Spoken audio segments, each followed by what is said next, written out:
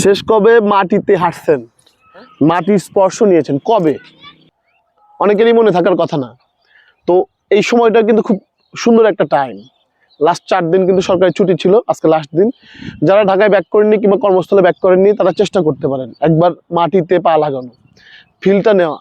আর আমি যে সময়টাতে আছি অন্যরকম টাইম, একদম ফাঁকা, গ্রামীণ মেঠোপথ, সাথে শীতের বিকেল, বসন্তর আগমনী বাট, পাখির কিচিরমিচির, সব মিলিয়ে অসম্ভব সুন্দর। এবং এই ফিলটা যারা আমরা গ্রামে আছি প্রতিনিয়ত নিয়ে থাকি, আর যারা শহরে আছেন তারা নেবেন, আমাদের চেয়ে বেশি মজা পাবেন।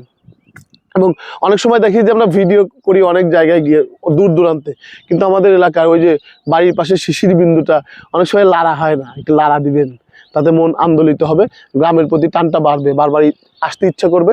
এবং মা এবং মাটির টান দুইটা সমানভাবে বজায় রাখুন, আপনি শিকড়কে ধরে রাখার চেষ্টা করুন, আশা করি ভালো লাগবে। আসসালামু আলাইকুম।